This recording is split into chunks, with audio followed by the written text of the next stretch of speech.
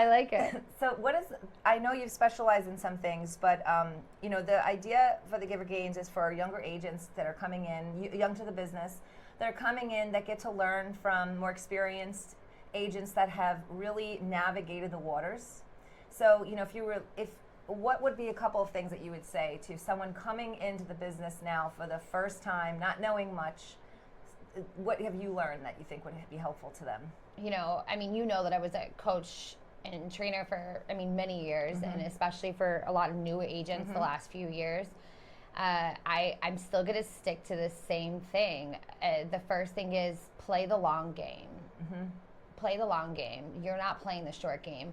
And if you're concerned about splits or what is this person offering me versus this person, and the first time you have a conversation about splits, you're playing a short game. You're not here to play the long game. And go all in. This is not a career that you can just piecemeal, and this is not selling sunset. This is not HGTV. That $10,000 commission check that you think you're making, you end up only making $2,500. Don't be upset. You need 3 to 6 months in reserves. In this market, I'd say 6 months of reserves to go 100%.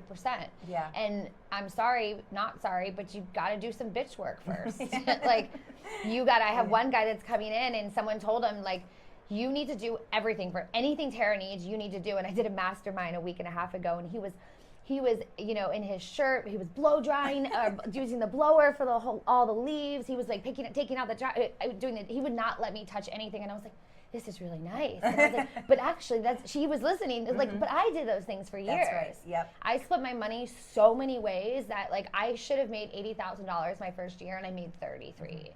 And I didn't care. I was in it for the long haul. I knew that I was going to master this, and it's all the work that you have to do behind the scenes that nobody sees. Yeah. A coach can tell you, or you can get motivation, but it's up to you to control your daily effort and attitude. Yeah.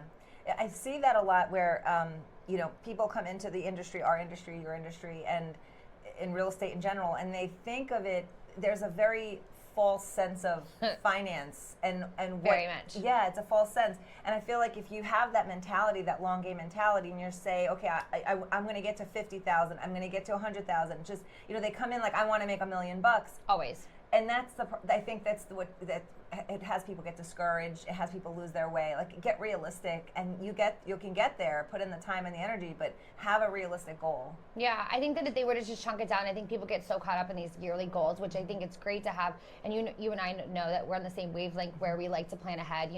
Someday goals, 5 years, 3 years, 1 year. And I think people forget that you may just need a 1 week goal. You just need a 1 day business plan.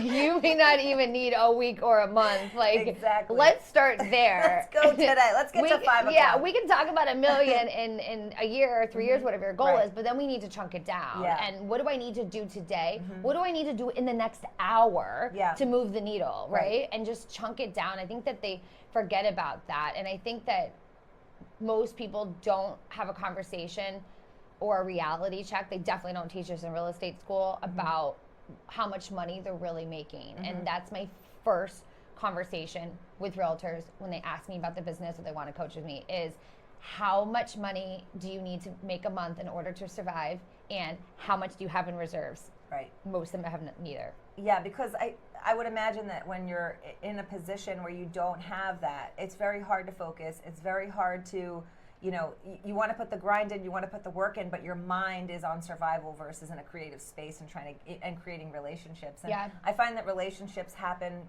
naturally when you're in a creative state and you're not in that survival place, because you're able to just serve people. You're able to give them what they're looking for because you're not thinking about you. Totally. I think that you would probably agree to this, that in the mortgage business, at least, when you're dealing with buyers and whatnot, and I find with realtors, the first question being, what's your monthly budget? Majority in all age ranges have no idea. And we're talking married couples. Yeah. We're talking they seem like they all have it together, and they truly don't even know their budget. And I'm like, go home to your honey, talk about a budget, come back to me, tell me how many months you can go with no income. Right. And then I'll tell you if my 12-week plan you need to do in 6 weeks. Yes. Or you can take the 12-week plan and maybe you got a little bit of time. Right. Or this is just not for you. Yeah, that's so real. That's just real talk, because that is really when you're getting into this business. And I feel like that's even when you're experienced. It's really understanding your budget and then creating the goals from there.